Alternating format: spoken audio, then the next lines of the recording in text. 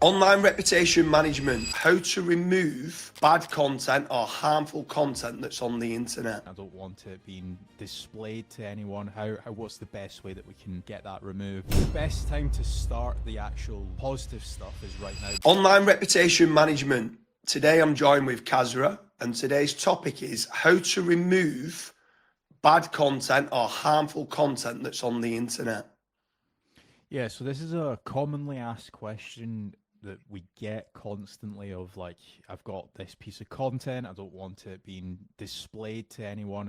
What's the best way that we can get that removed? So there's a couple rules of thumb that you should always be following.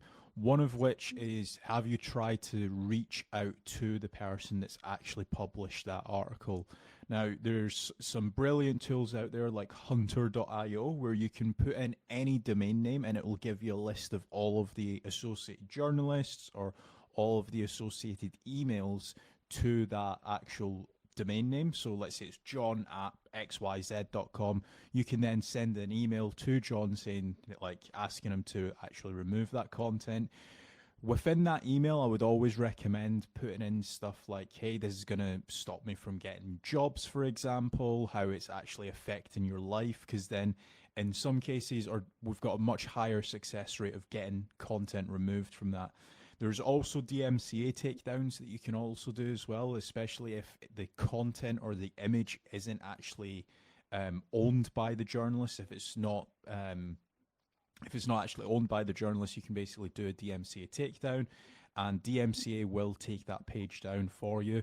It's not always the 100% success rate with some of these stuff, so I'm sure James will actually expand on this, but in some cases what you might want to do is actually outrank the negative stuff with more positive stuff about you.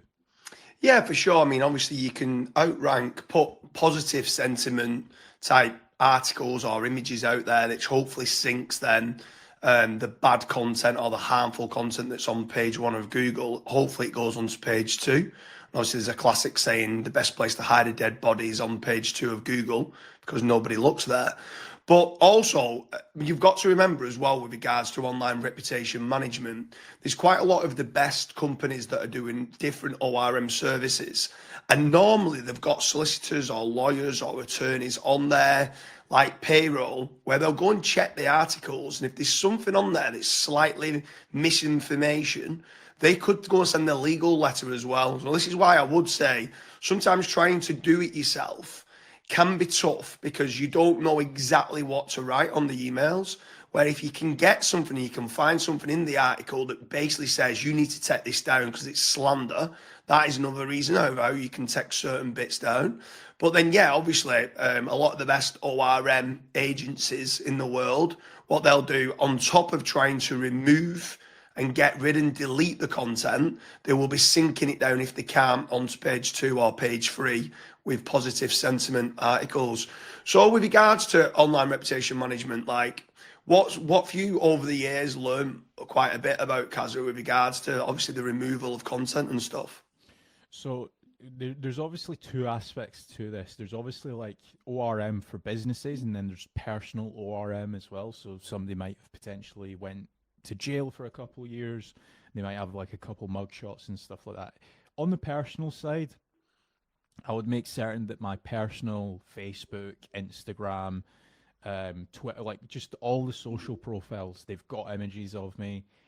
They are active, because the more active you are, the more likely Google's going to index those social profiles, and it's also going to rank your own images above like an article that was published 6 months about you. So if you can make certain that you've first of all got all of your social profiles, second of all you've got like a personal website, stuff like that will obviously help outrank like any negative press about you. On to the actual business side, making certain that, like, for example, you've got a load of social or profile accounts for your actual business. There's like a lot of directories that your business can actually get mentioned on.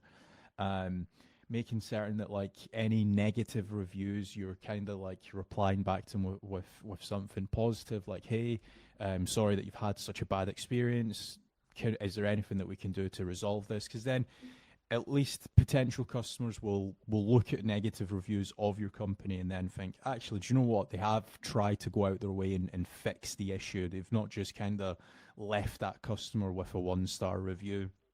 Yeah, for sure. I mean, on that then, when you're looking at let's say online reputation management for businesses, right? Or like you said, online reputation management for individuals. Do you think that all businesses or entrepreneurs or business owners should take a proactive approach to ORM and be doing it now prior to any bad publicity that might be out there? Or obviously we see a lot of people being reactive, but do you think that people should be doing proactive online reputation management? Yeah, definitely. Like the more positive, like let's say for example, in 2 years' time, there's some negative press about me. Maybe I try and run for UK Prime Minister, right?